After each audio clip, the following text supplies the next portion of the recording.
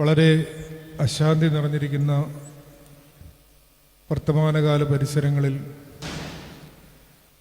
മത്സരത്തിൻ്റെയും യുദ്ധത്തിൻ്റെയും വിഭാഗീയതയുടെയും മുറിവിൻ്റെയും ഒക്കെ നിരവധിയായ വൃത്താന്തങ്ങൾ നമ്മെ ചൂഴ്ന്നു നിൽക്കുകയും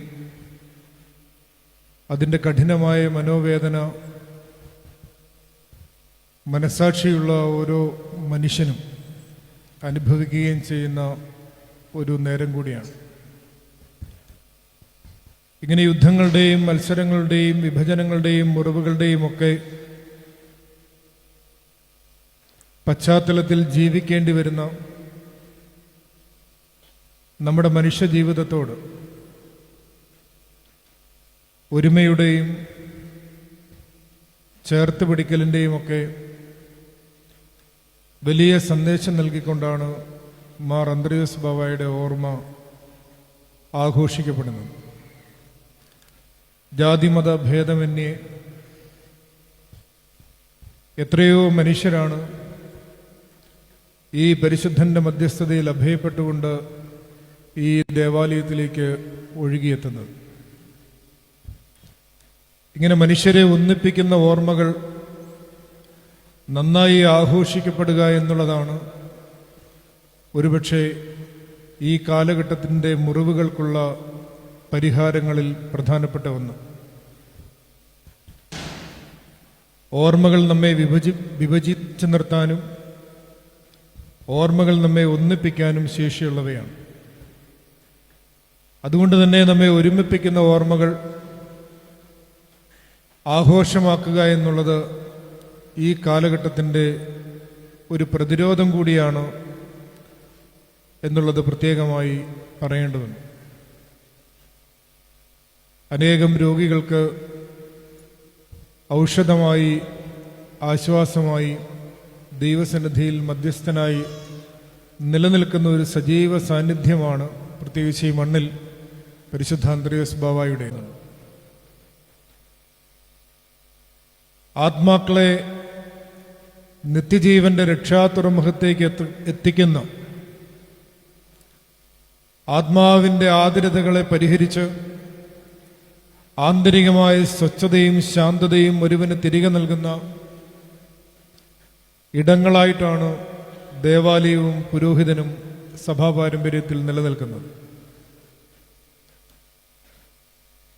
ഈ കഴിഞ്ഞ വാരം മാതൃഭൂമി ആഴ്ചപ്പതിപ്പിന്റെ എഡിറ്റോറിയലിന്റെ അവസാനത്തെ വരി ഇങ്ങനെയാണ്: മനുഷ്യൻ അപ്പം കൊണ്ട് മാത്രമല്ല ജീവിക്കുന്നത്, ഒപ്പം കൊണ്ടും കൂടിയാണ്.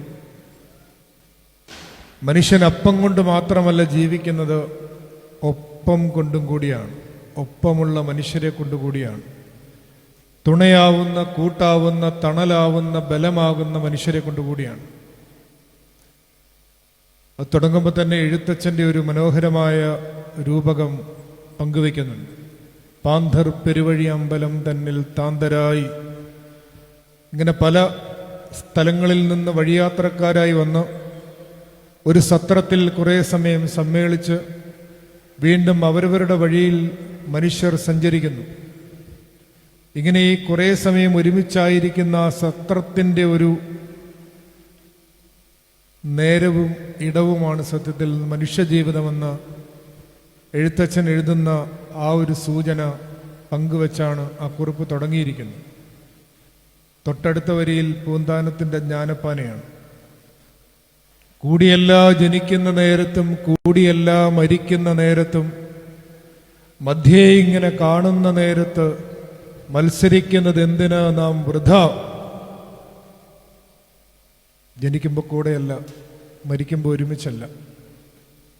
പക്ഷേ ഒരിത്തിരി നേരം ഒരുമിച്ചായിരിക്കുന്ന സമയത്ത് നാം എന്തിനാണ് ഇങ്ങനെ മത്സരിക്കുന്നത്, യുദ്ധം ചെയ്യുന്നത്? ഇങ്ങനെ